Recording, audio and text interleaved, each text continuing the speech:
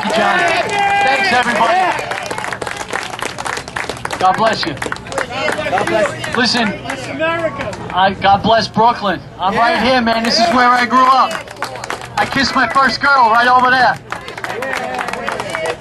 Hey, it's a good thing. It's a good thing this summer's coming to an end. How's that recovery treating everybody out there? Pretty good, huh? Jobless recovery, whatever the hell that means. Wasn't he focused like a laser beam? And how about that little girl down in Delaware, Christine O'Donnell? Yeah!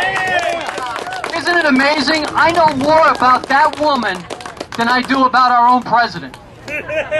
Serious. I know where she went to school. I know her sexual habits. I know how much she owed. I know where her finance was going. I know about her college transcripts. And the birth certificate. Don't know about Obama's. Nope. Tougher than Obama any day. So, let's talk about something that's very close to my heart. Let's talk about this mosque. Now, right over there's a giant hole in the city, and there's a giant hole in our hearts. I lost some dear friends over there. And I tell you, there's a lot of talk about the mosque and building it, but the greater travesty is the fact that we can't get our you-know-what together and get that place built up. Now, I'm in construction. I do all the big building in New York City. I managed to put up Goldman Sachs' headquarters. I managed to build Citigroup. We did Bloomberg's building. We did 7 World Trade. All within 2-3 years. And we still have one giant crater, one cemetery of death for all the lives that were lost that day. It's a disgrace. Another thing, there's a lot of people out here suffering, I know, financially. I see it in my business more than any. Construction, you can look at the activity in construction and you can gauge a whole entire area's economy. More so than any bean counter accountant, economist. You show me a thriving construction place and I'll show you a growing, robust economy. We don't have that. We don't have that at all. Do you know why? All the cash cows are sitting on their wallets right now.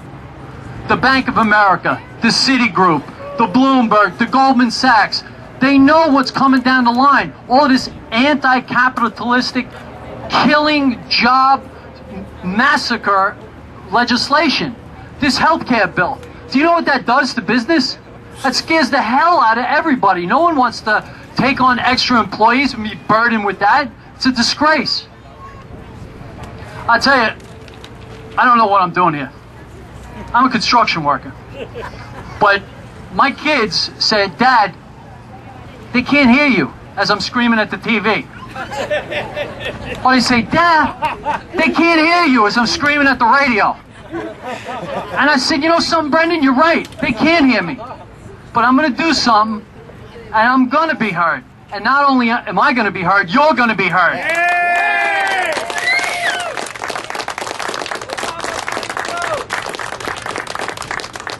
Now, I'll tell you, there's something very unique about the Tea Party. Nothing like this has ever happened. Every generation has challenges.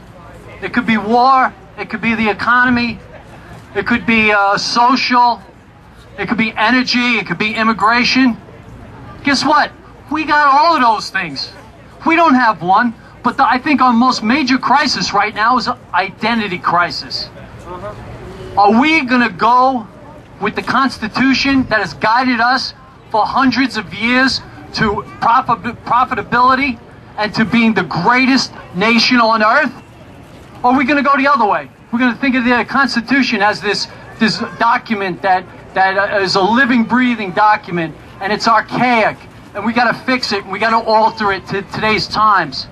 I don't think so. I'm going to stick with the founders and the framers of this nation. That's why we are still the #1 nation on the planet. You know, pretty recently, I had a very insightful experience.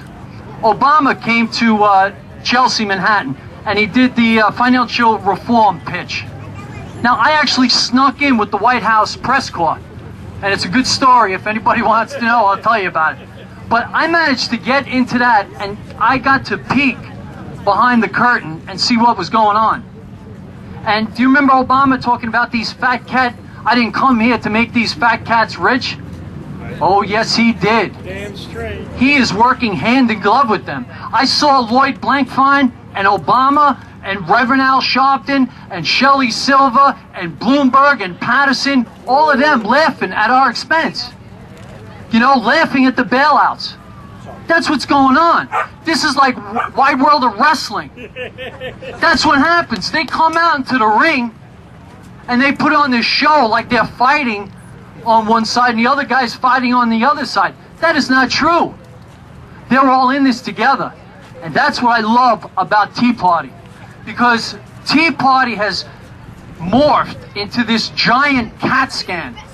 And what it does is it takes the whole entire political body and it sticks it in that tube. And you could spot the poison. You could spot the malignant cancer. And what do when you have cancer? Cut it out. You cut it out.